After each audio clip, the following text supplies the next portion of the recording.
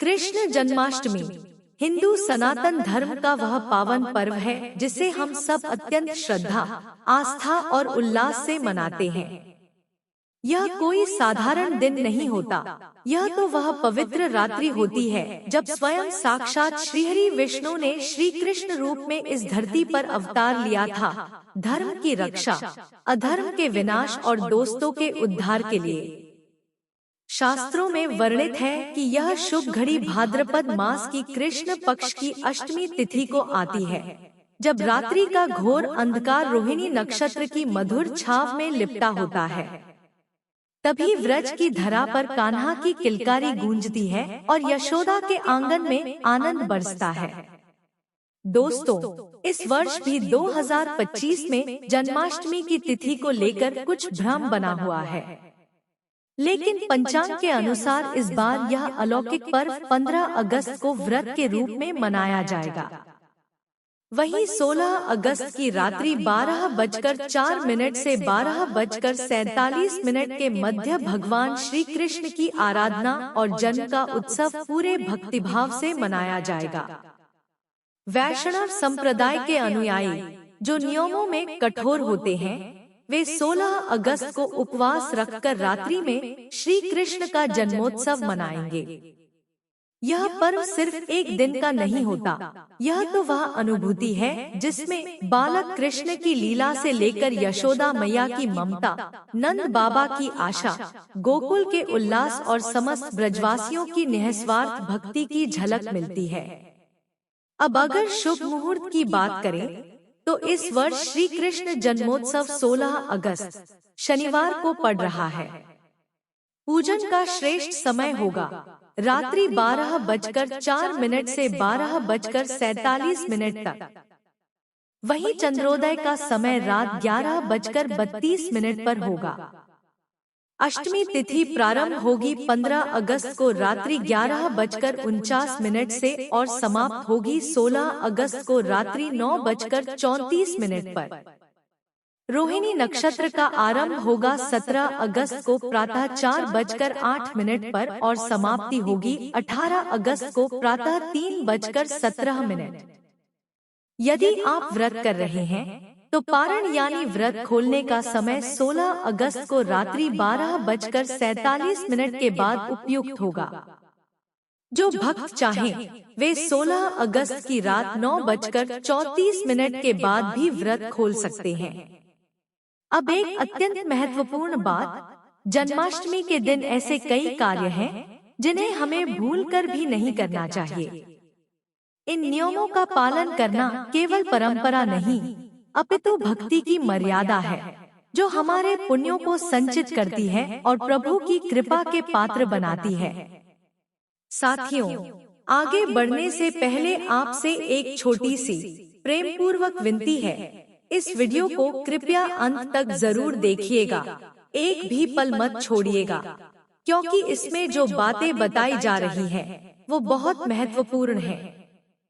और यदि आपको यह वीडियो तनिक भी लाभकारी लगे तो इसे अपने मित्रों, परिवारजनों और उन सभी लोगों के साथ जरूर साझा कीजिए जिन्हें आप अपने दिल से चाहते हैं, क्योंकि जब हम किसी शुभ बात को साझा करते हैं तो वह शुभता और अधिक फैलती है।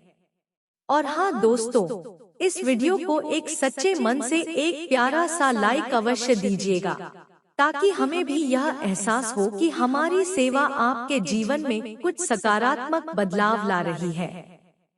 साथ ही आपके अपने YouTube चैनल सुन लो कहानियाँ को अभी सब्सक्राइब कर लीजिए, ताकि आने वाली ऐसी ही ज्ञानवर्धक और भावनात्मक कहानियाँ आपको सबसे पहले मिलती रहें। और कमेंट बॉक्स में अपना स्नेह और श्रद्धा व्यक्त करते हुए जरूर लिखिए, जय श्री कृष्ण। यही हमारा भाव, यही हमारी भक्ति और यही हमारा जुड़ाव है। आप सभी का प्रेम और आशीर्वाद हमारे साथ बना रहे। सबसे पहला, भगवान श्री कृष्ण की पीठ के दर्शन। हाँ दोस्तों, यह बात ध्यान में रखना अति आवश्यक है कि कभी भी मंदिर में प्रभु की पीठ न देखें। शास्त्रों में स्पष्ट कहा गया है कि भगवान की पीठ देखने से पुण्य घटते हैं। पौराणिक कथा में वर्णन है कि असुर काल्यवन का उद्धार करने हेतु भगवान श्री कृष्ण ने रणभूमि से पीठ मोड़ ली थी और तभी उन्हें रण छोड़ कहा गया। उसी पीठ को देखना निषिद्ध माना गया है। दूसरा, खुले बाल। विशेष रूप से स्त्रियों को जन्माष्टमी व्रत के दिन अपने बाल खुले नहीं रखने चाहिए। ऐसा करना नकारात्मक ऊर्जा को आमंत्रित करता है, जिससे घर में कलह उत्पन्न हो सकता है और प्रभु श्री कृष्ण की कृपा से वंचित रह सकते हैं। तीसरा, चावल का सेवन। जैसे एकादशी को चावल निषिद्ध है, वैसे ही जन्माष्टमी पर भी चावल नहीं खाने चाहिए, भले ही व्रत ना कर रहे हों।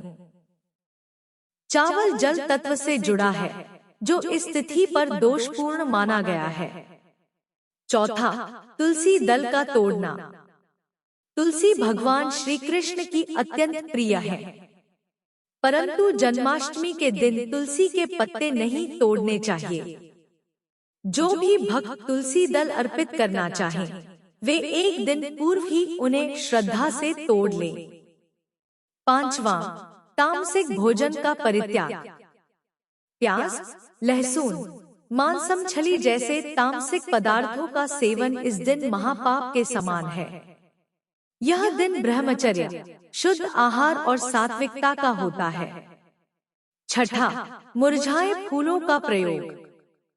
कभी भी भगवान को मुरझाए हुए या अगस्त के फूल अर्पित न करें, इससे पूजा का फल व्यर्थ हो जाता है। सातवां, पेड़ पौधों की कटाई।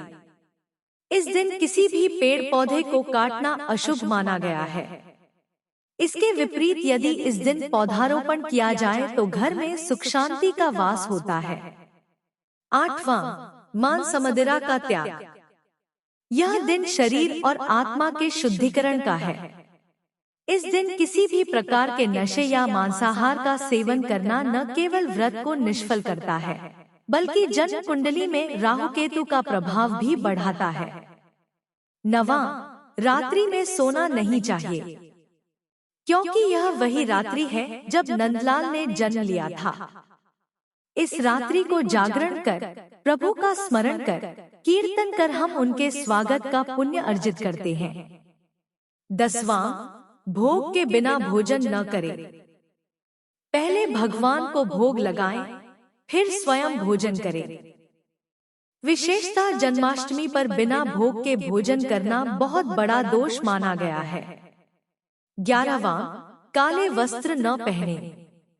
जन्माष्टमी पर पीला, केसरिया या सफेद जैसे सात्विक रंगों के वस्त्र धारण करने चाहिए। काला रंग तामसिकता का प्रतीक है और इस पावन अवसर पर वर्जित है। 12वां, व्रत के नियमों में ढील न दे। फलाहार से व्रत करें, अन्न या तामसिक वस्तुएं त्याज्य हैं। यह दिन संयम का है। 13वां, भगवान की मूर्ति का अनादर न करें। पूजन उपरांत मूर्ति को कोने में रख देना, उल्टा रखना या उपेक्षा करना पाप माना गया है। श्री कृष्ण की मूर्ति को आदर पूर्वक ऊंचाई पर रखें, स्नान कराएं, वस्त्र पहनाएं और प्रेम से माखन मिश्री का भोग लगाएं। 14वां, गाय, ब्राह्मण और माता पिता का अपमान न करें। यह त्रिदेव भगवान श्री कृष्ण के लिए अति प्रिय है। गाय को उन्होंने मातृस्वरूप माना है। इस दिन इनकी सेवा करें, आशीर्वाद लें। 15वां, कृष्ण नाम का उपहास न करें। यह सबसे बड़ा पाप है। आजकल सोशल मीडिया पर श्री कृष्ण की लीलाओं पर कटाक्ष और मजाक उड़ाया जाता है, परंतु जन्माष्टमी के दिन यह आचरण अत्यंत गंभीर दोष उत्पन्न करता है। यह दिन प्रभु के नाम का स्मरण, कीर्तन और भजन करने का है, न कि उपहास का। तो दोस्तों, इस पावन रात्रि में जब समस्त दिशाएं कृष्णमय हो जाती हैं, जब हवा में बांसुरी की मधुर तान गूंजती है, तब हमारे हृदय में भी कृष्ण जन्मोत्सव की रासलीला होनी चाहिए। यह पर्व केवल व्रत या नियमों का पालन नहीं है, यह तो आत्मा से श्री कृष्ण के प्रति प्रेम का पर्व है। अतः भक्तिभाव से, श्रद्धा से और नियम पूर्वक इस जन्माष्टमी को मनाएं। अगर आपको यह भावपूर्ण कथा पसंद आई हो, तो कृपया इस दिव्य ज्ञान को औरों तक भी पहुंचाएं। वीडियो को लाइक करें, साझा करें, और यदि आप इस चैनल पर नए हैं, तो चैनल को सब्सक्राइब अवश्य करें, ताकि आने वाले सभी भक्ति से परिपूर्ण संदेश आप तक सहजता से पहुंचते रहें। धन्यवाद। जय श्री कृष्ण। राधे राधे।